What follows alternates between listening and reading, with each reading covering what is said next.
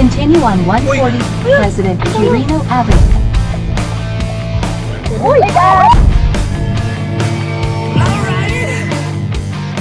Hi everyone! Ang pagmamaneho sa Pilipinas ang susubok sa iyong pasensya at kakayahang umiwas sa disgrasya. Sa video na ito ay panoorin natin ang makapigil hiningang mga kamote na makakasabay natin sa kalsada. Panoorin natin ang video na ito. Umpisahan natin ang video sa lumipad na drum dahil hindi itinali ng driver ng pickup.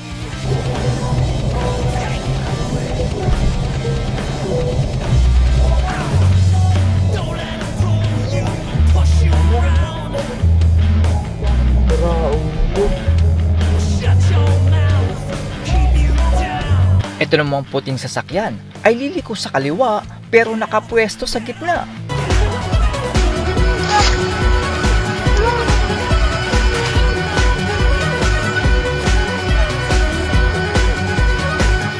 Kahit naman naka-red light ay diretso pa din itong motor at e-trike.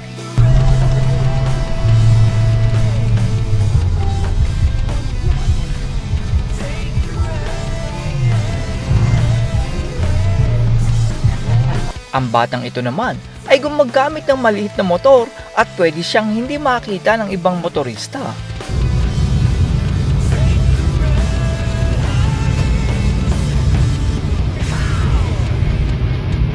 Ito naman pong pulis ay tinulak ang top box ng rider kaya siya natumba.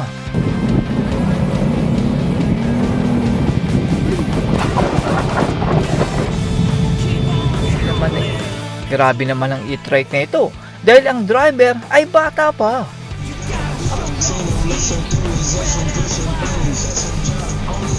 Hala! Ang bilis naman ang takbo nitong motor at nakabangga siya sabay takbo ng mabilis.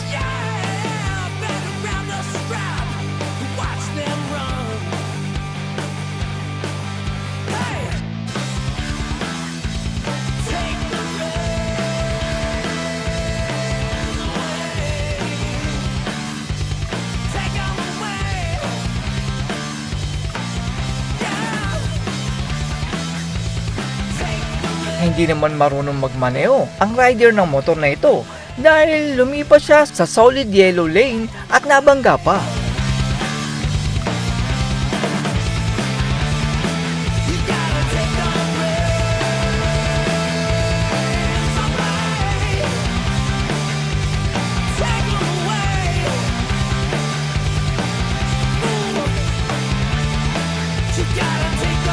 Pumalas naman ang gulong ng sasakyan at umikot-ikot ito sa gitna ng kalsada.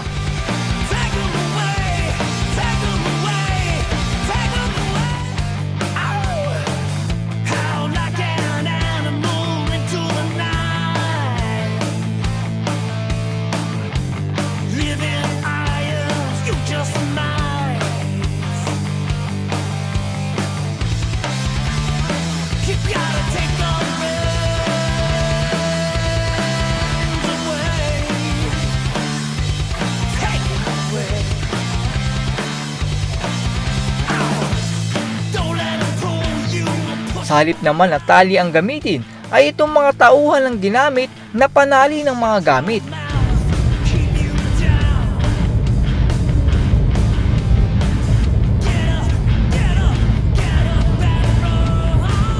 Dito naman sa C5 ay nakakasilaw ang ilaw at hindi ka makakapagpatakbo ng mabilis.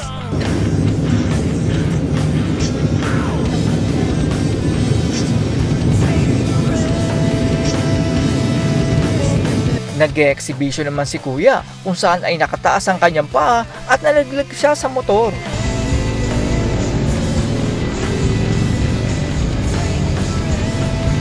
Continue on 140 President Quirino Avenue West. Ano nangyari dyan? Nahulog. Saan nalating ata eh. Sige. Cellphone yata nahulog. Masyado naman nakadikit ang puting rebo at nung biglang preno ng nasa harap ay binalak niyang umilag pero tumama siya sa itim na sasakyan.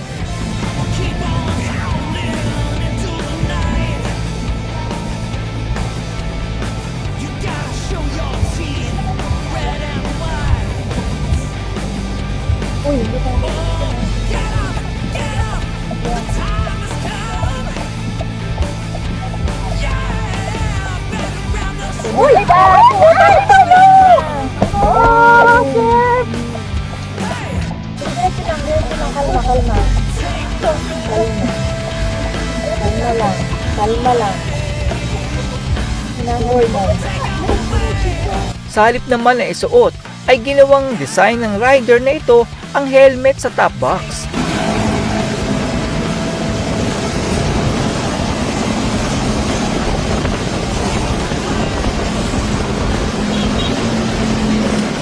Ang Move It rider naman na ito ay siya na nga ang mali, ay siya pa itong nagagalit.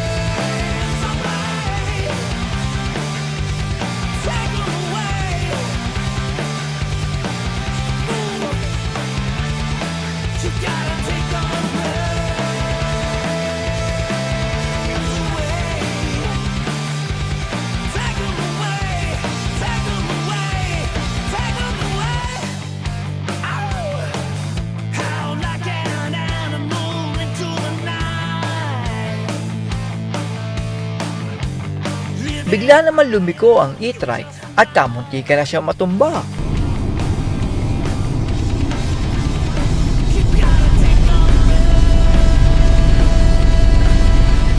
Paliko naman sa alabang ang pickup na ito at tumigil siya sa gitna, pero delikado ito dahil pwede siyang mabangga. Kamay nga, nasundo pala ba? Aha.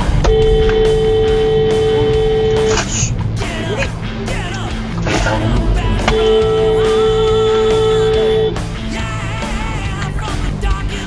Aking ginagawa dito, hay.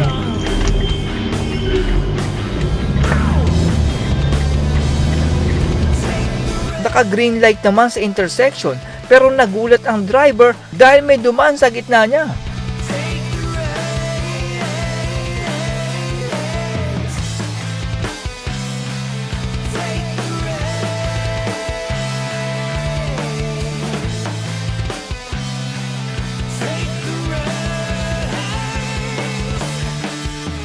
Ginawa naman parkingan ng kotse ang kalsada at nagagalit ang mga rider dahil nakaharang ang kotse sa daanan kaya sila nagkainitan.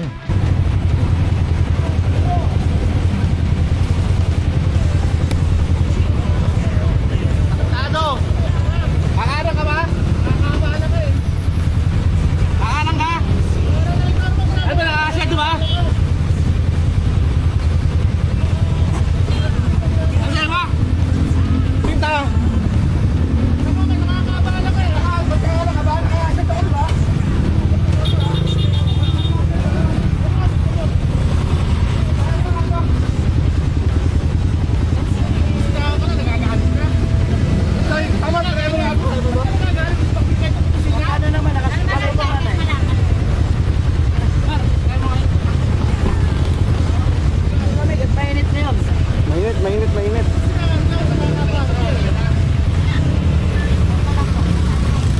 At yan po ang mga kamoting matindi na pwede niyong makasabay sa kalsada. Para sa akin ay ang dahilan ng disgrasya sa kalsada ay ang pagmamadali na makakarating sa pupuntahan. Dahil sa kagustuhan na makarating sa pupuntahan ng mabilis ay dumidiskarte ang ilan kahit delikado. Kaya sa tuwing tayo ay magmamaneho ay magbaon tayo ng mahabang pasensya at dasal dahil hindi natin masasabi kung kailan may kamote na sa kalsada ay ating makakasabay. That's all everyone. Salamat sa inyong panonood. This is Chuck and you're watching Biker Joe.